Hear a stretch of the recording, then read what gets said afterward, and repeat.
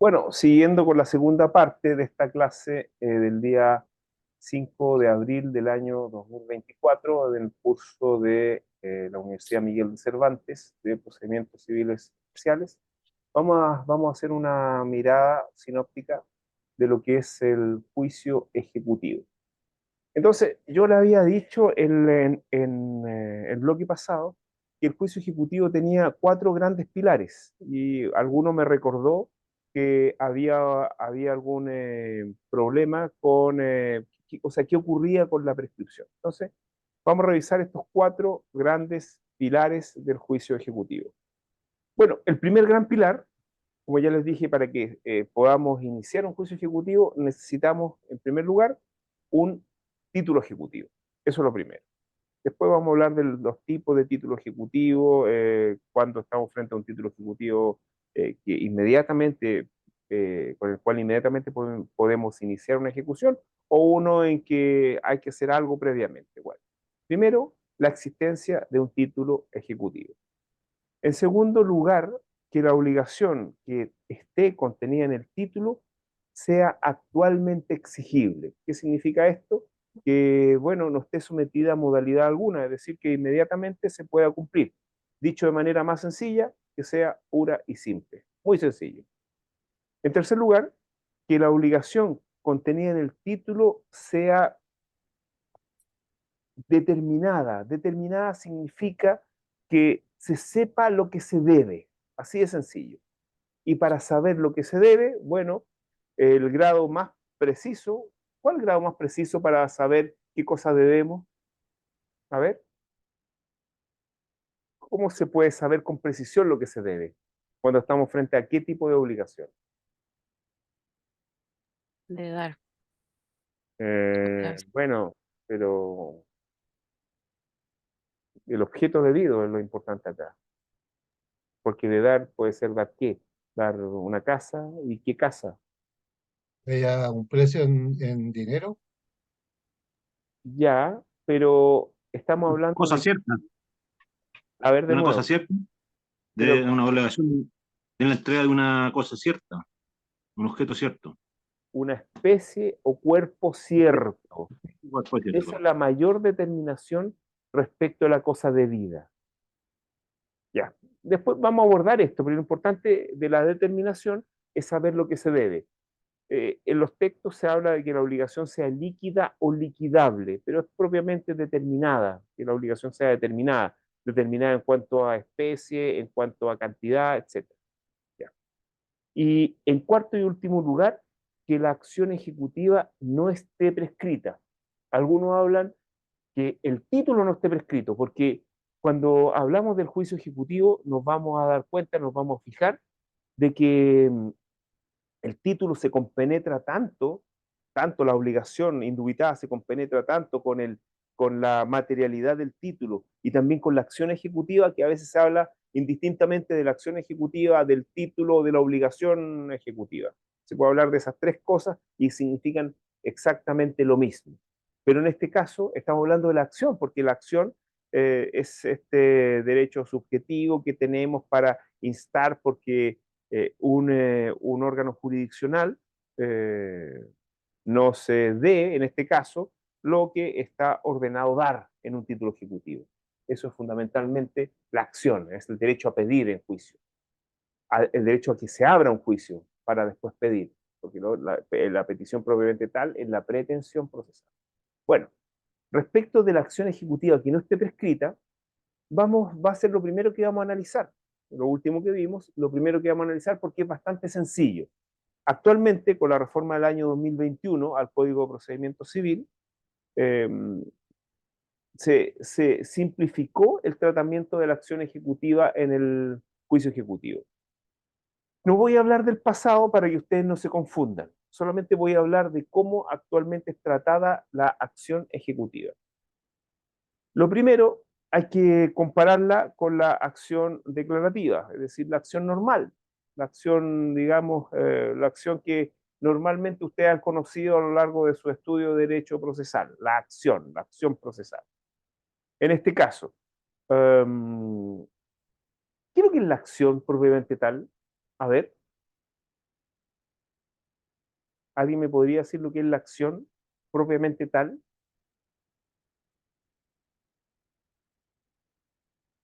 ¿Se acuerdan? ¿Qué es la acción? No, es este derecho subjetivo a pedir la apertura de un proceso. Eso es la acción. La acción, de hecho, se consuma con la apertura del proceso y se acabó la acción. Es decir, este derecho, cuando nosotros queremos pedir la apertura, por ejemplo, de un juicio en el cual se nos reconozca que nos deben una indemnización porque el demandado seguramente nos atropelló.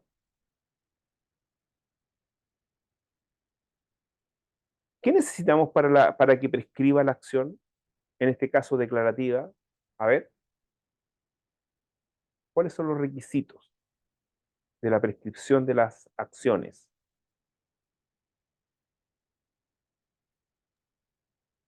¿No?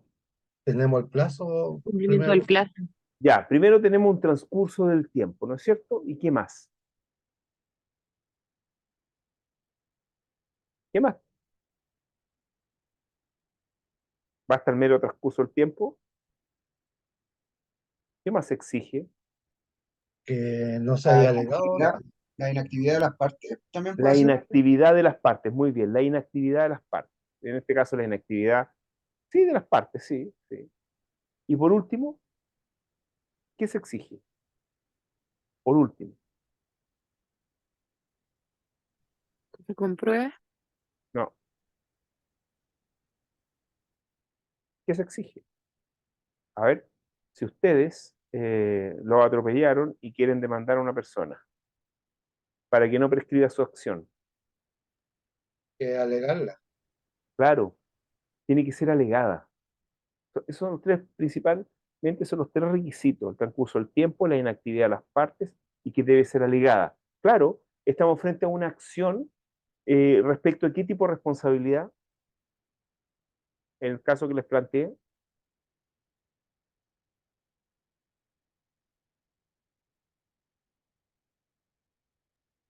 Civil, ¿Cómo? responsabilidad civil, ¿De qué tipo? de Extracontractual. Ya extracontractual. ¿Cuál es el plazo de prescripción de la responsabilidad civil extracontractual? ¿El plazo? ¿Cuál será? ¿Cuántos días? 4 años, 4 ¿no? años. ¿Contado desde cuándo?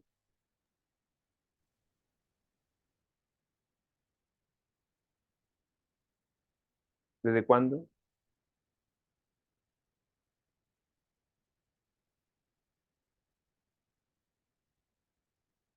Ustedes creo que están en cuarto año, ¿no es cierto? profesor. Desde Ya. que ocurre el, ¿Desde qué? que ocurre el hecho.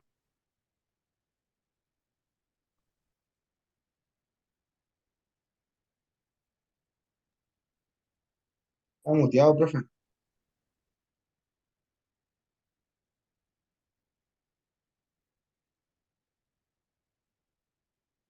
No es eso. Yo creo que se le está acabando la pila a esta cuestión. ¿Ahora me escuchan? Sí, ¿Me ahora sí. escuchan? Ahora sí. Sí. Yo creo que se está acabando la pila. Avísenme cuando, porque no sé si se acabó la pila o me alejé mucho. No sé. Ya, entonces, 4 años desde el hecho o desde que se manifieste el daño, también dicen algunos. Ya. Y si ustedes tienen que cumplir un contrato, ¿cuál es el plazo que tengo para reclamar?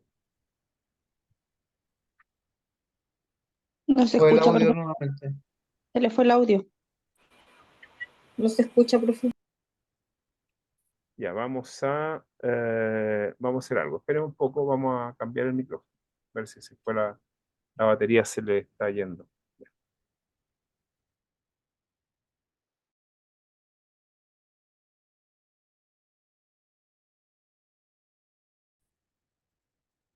Bueno, vamos a seguir entonces con la clase. Estábamos en las acciones, en la acción ejecutiva. Primero la declarativa. La declarativa vimos que tiene plazos de prescripción 4 años cuando se trata de la responsabilidad civil extracontractual. Y la responsabilidad civil contractual, ¿cuál sería el plazo? 5 años. 5 años. Claro, 5 años. ¿Y 5 años contados desde cuándo? Desde que se hace exigible la obligación. No. Si es Desde que se responsabilidad, manifiesta el daño. no. No, si es responsabilidad contractual, ¿de cuándo será? Desde que se notifica la parte, ¿no? No. ¿Qué le hace civil, José Luis Díaz? ¿Ah? ¿Él hace civil o no? ¿A usted? No, sin papá. ¿Cómo?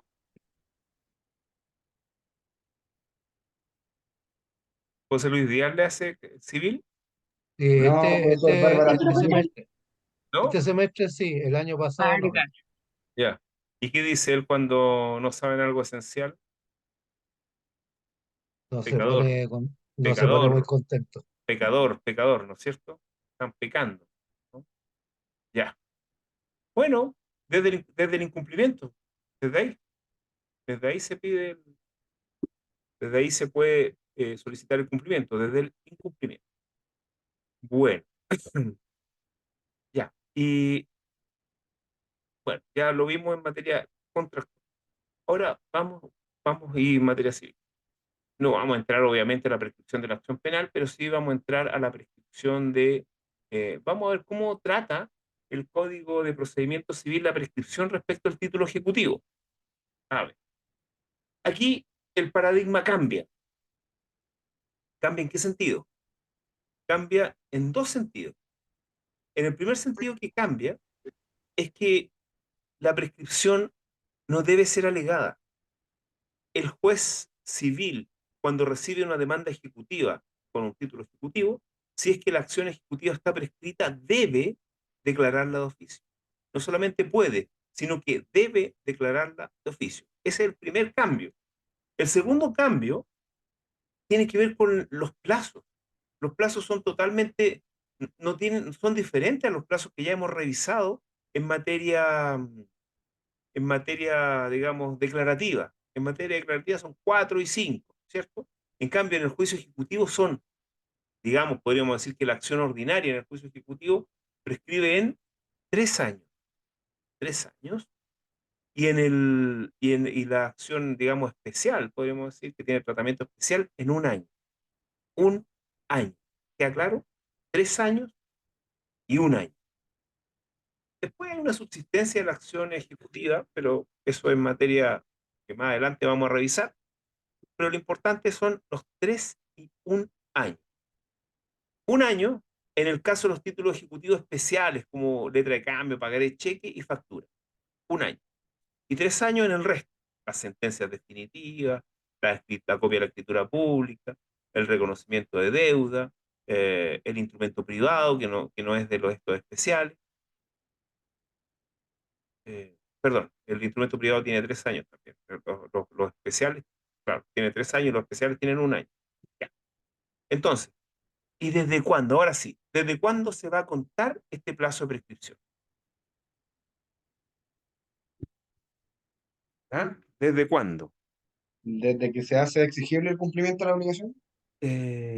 Efectivamente, desde que se hace exigible la obligación, principalmente, porque vamos a ver que hay plazos diferentes. ¿Mm? Vamos a ver que hay plazos diferentes, por ejemplo, tratándose del cheque. El cheque tiene un plazo diferente desde cuándo se empieza a contar la prescripción. ¿El cheque desde cuándo se empezará a contar la prescripción de 1 año? Desde el protesto. Efectivamente, desde el protesto. Lo mismo que,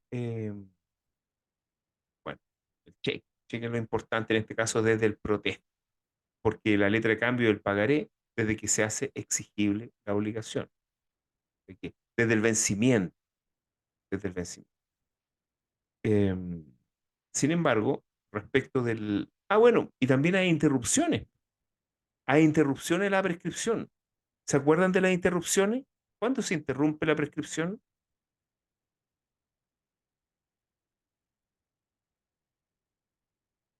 ¿Qué es lo que es la interrupción de No, la prescripción? cuando se suspende el plazo, No, podría, no, ¿no? no, no, eso es la suspensión. Pero ¿qué es lo que es la interrupción de la prescripción?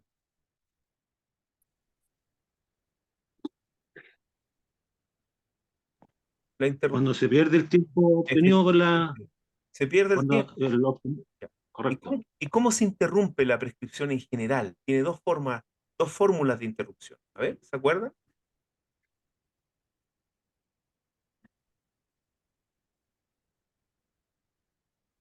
Dos fórmulas. La primera fórmula es la interrupción civil y la segunda es la interrupción natural. Pero bueno, eso es materia de derecho civil. Lo que nos interesa aquí respecto de la letra de cambio, del pagaré y del cheque, es que las gestiones preparatorias que se van a hacer, que vamos a revisar para perfeccionar estos tres títulos ejecutivos, interrumpen la se pierde el tiempo. Bueno, bueno, eso fundamentalmente, esa actualmente la prescripción está bien delimitada y es mucho más sencillo de estudiar en materia del juicio ejecutivo que antes, porque antes habían otras reglas y había una regla que era que se prestaba a equívoco, realmente se prestaba bastante equívoco. Había como dos interpretaciones. Pero bueno, ahora es mucho más sencillo. El juez de oficio puede y debe declarar la prescripción de un título ejecutivo, realmente de la acción, porque prescriben las acciones. ¿Qué pasa con las obligaciones? Las obligaciones prescriben o no. ¿Prescriben o no prescriben las obligaciones? No, solo la acción de ¿Perdón? exigir. ¿Perdón? No, no prescriben, solo prescribe la acción de exigir el Efectivamente. cumplimiento. ¿Y qué pasa con las obligaciones sin acción?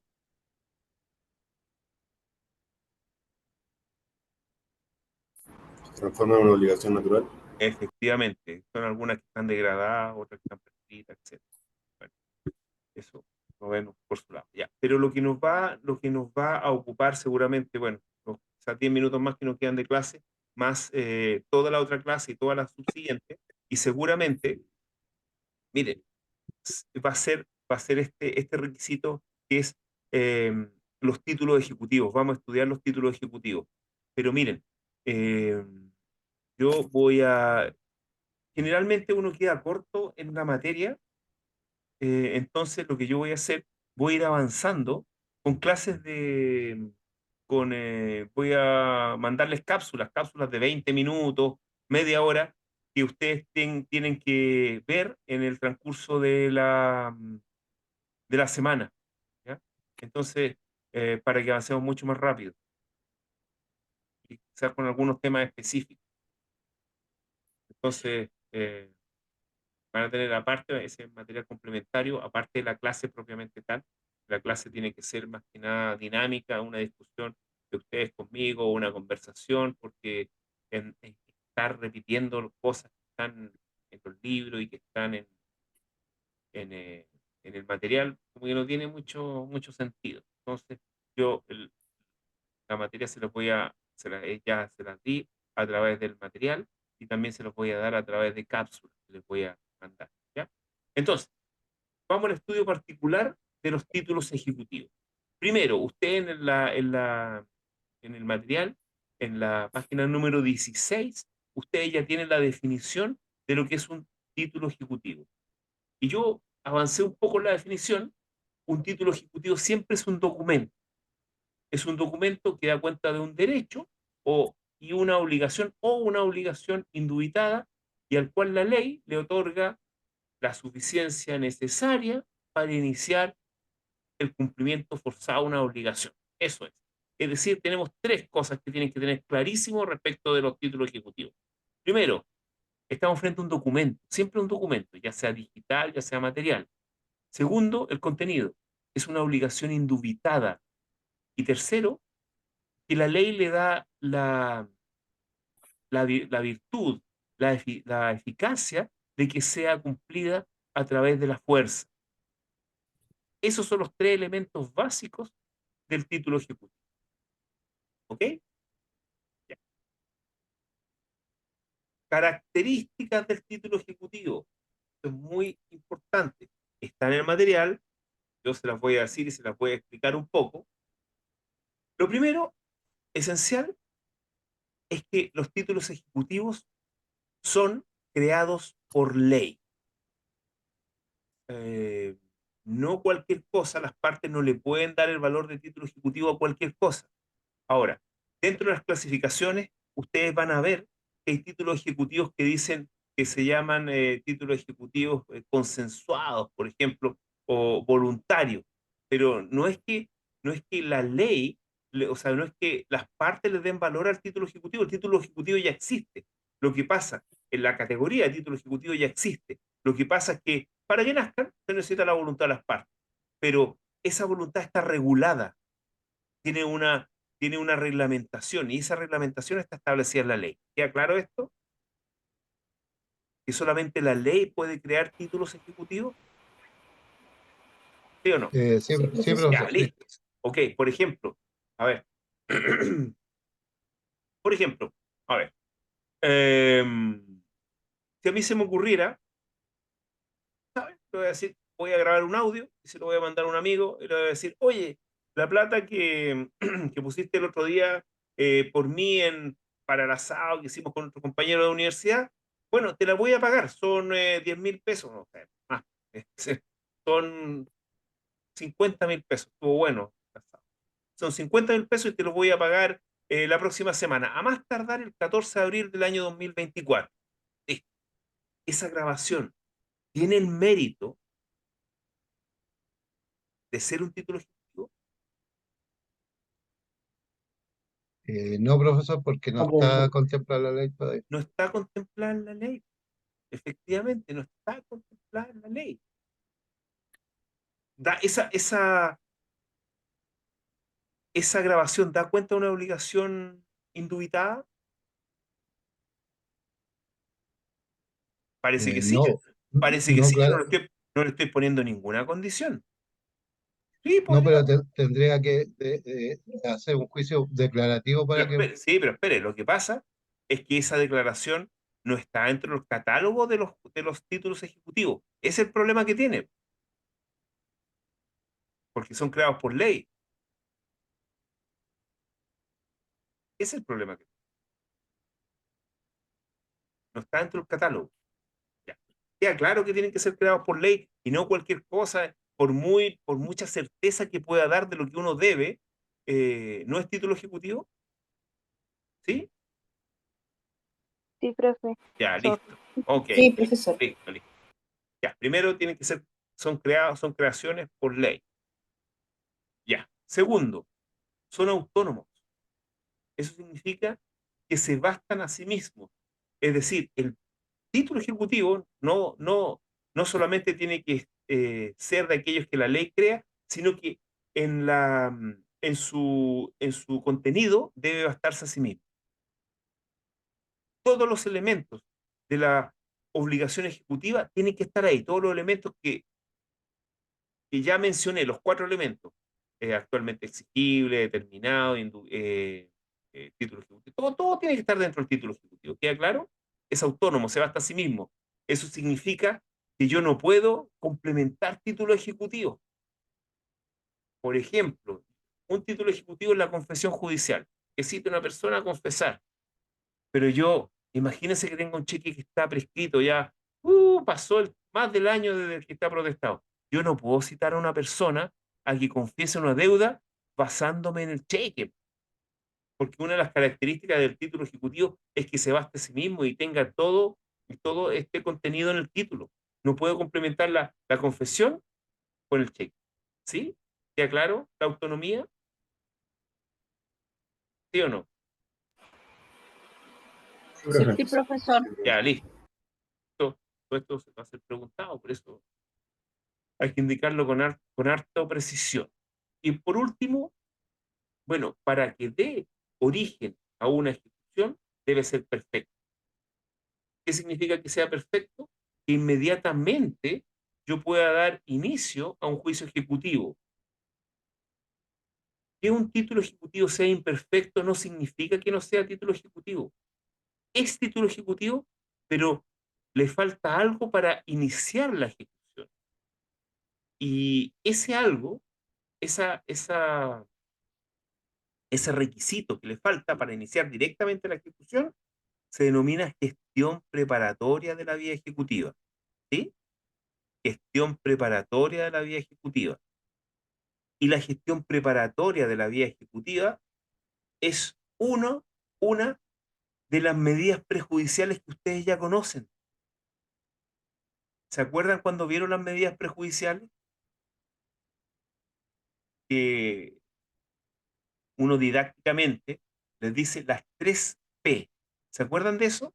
¿Cuáles son las medidas prejudiciales? Todas empiezan con P. Primero, ¿cuál sería la primera? ¿No? ¿Cuál es la primera? ¿Cuál es la que? ¿Precautoria?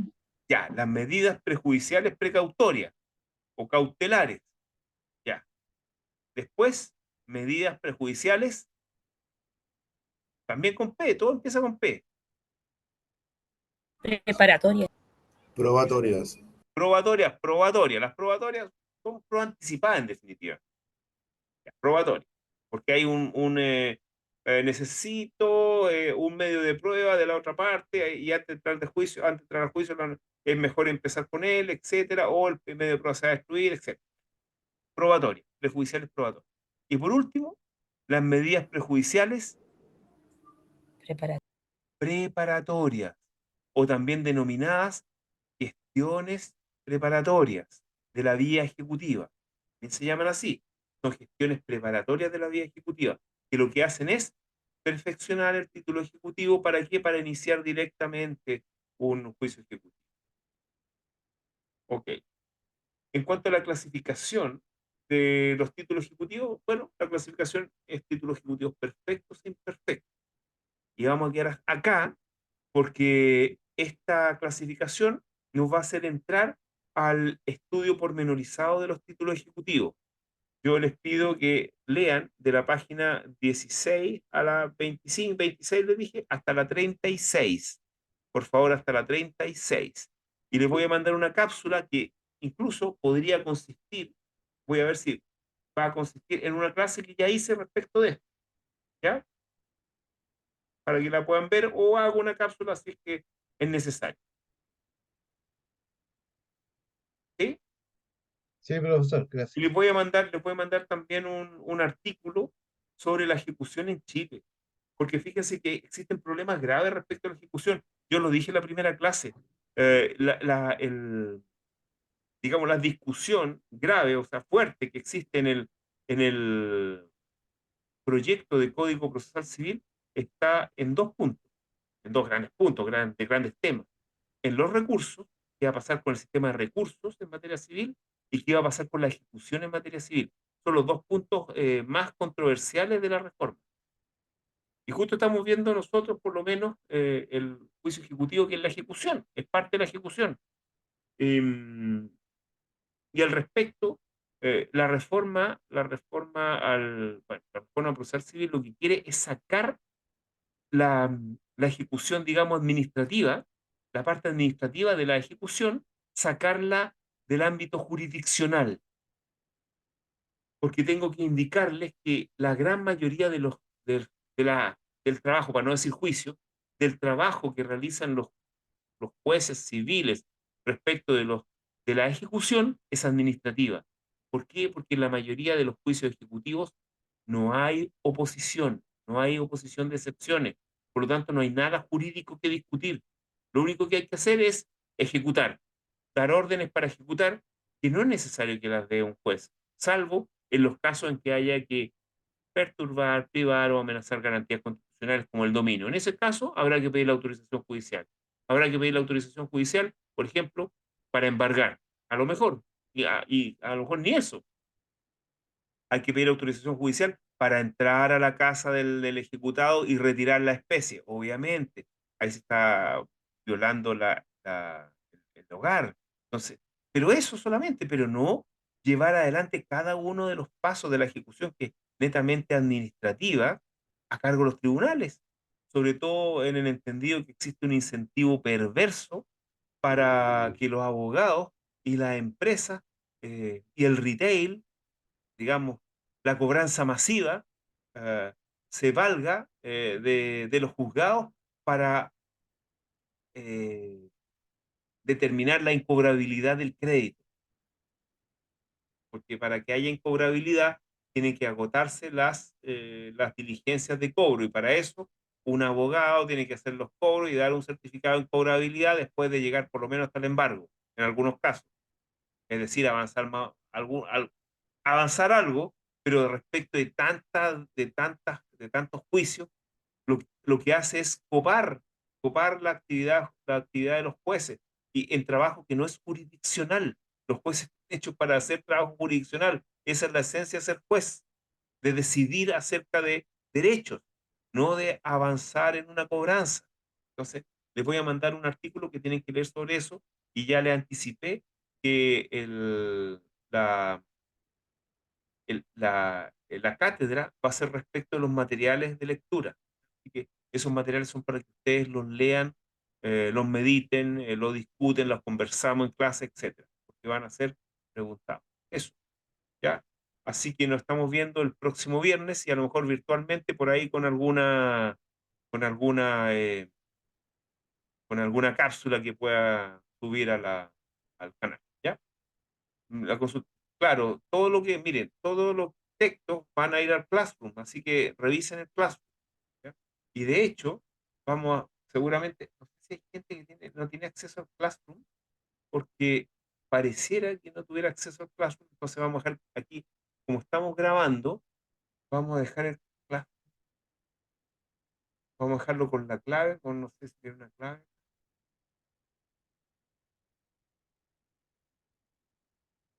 Vamos a Profe, perdón, dijo, ver, ¿cuáles eran las tres P? Precautoria, probatoria y... preparatorio. Precautorias, probatorias y preparatorias.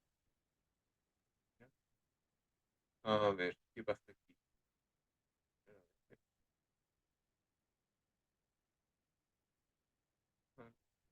Bueno, todos tienen acceso al Classroom, ¿o no? Yo creo que sí, profesor. ¿Y cómo les dan acceso? Por la cuenta alumni, cuando uno se matricula, le toman los ramos y ahí tiene acceso Ah, ya. al Classroom. Ya, entonces hay gente que no ha visto el Classroom. Sí, hay gente que no está matriculada. Ah, Profe, yo, y tiene acceso. la gente que no está matriculada no tiene acceso. Y Sí, la pues, gente que está matriculada tiene que pedir la clave hay ya, un código que tienen que ya, ingresar al Classroom. entiendo. Igual yo hice un grupo de WhatsApp, Ya, y ahí si lo pueden quieren, enviar, ya, y dan ahí sus lo envían. números Ya, y listo, ahí envío el me parece, link o cosas. me parece. Ya, Pero me tiene que entonces, mandar su ahí, número o escribir, yo dejé mi número ahí.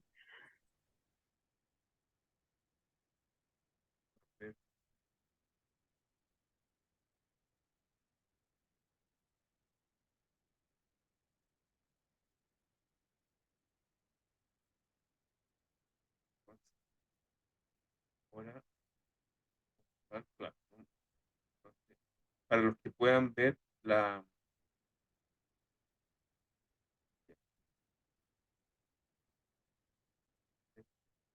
ahí, vamos a compartir. Bueno, ahí,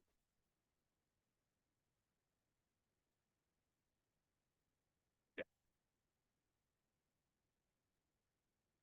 Ahí me imagino que se está viendo el Classroom, ¿cierto?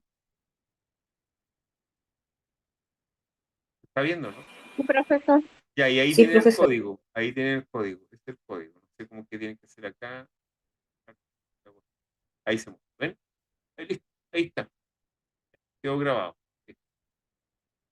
Y ahí está ahí aquí, y aquí está el calendario, y aquí están el programa, y aquí están los materiales, ¿ven? Que he mandado hasta el momento. Aquí hay una Profesor, clase, hay una reunión, y aquí hay un video incluso. Hay un video que pues tiene que ver con material de apoyo. Sí, listo, ¿ya? profesor, disculpe, Sí, ¿y usted tiene fecha de la nota de cátedra o aún no? No, usted ingresó hace poco a la clase. Mire, esta clase usted sabe que queda grabada, ¿no es cierto? Sí, profesor. Y queda grabada en un canal de YouTube, que la puede ver. Al inicio de la clase les dije que voy a ver cuándo pongo, en qué fecha voy a poner la cátedra, si es entre medio de la solemne o entre medio de la solemne 2 y la recuperativa, ahí tengo que ver. Todavía no he visto la fecha, porque parece que entre la solemne 1 y la solemne 2 parece que hay poco espacio. Entonces tengo que revisar eso, ¿ya? Eso lo voy a Gracias, revisar. profesor. Listo. Nos vemos entonces la próxima semana. Y virtualmente si es que grabo algo o les mando algo. Así que atento al clase, ¿ya? Listo, que estén muy bien. Chao. Hasta luego, Gracias, profe. profesor. Chao.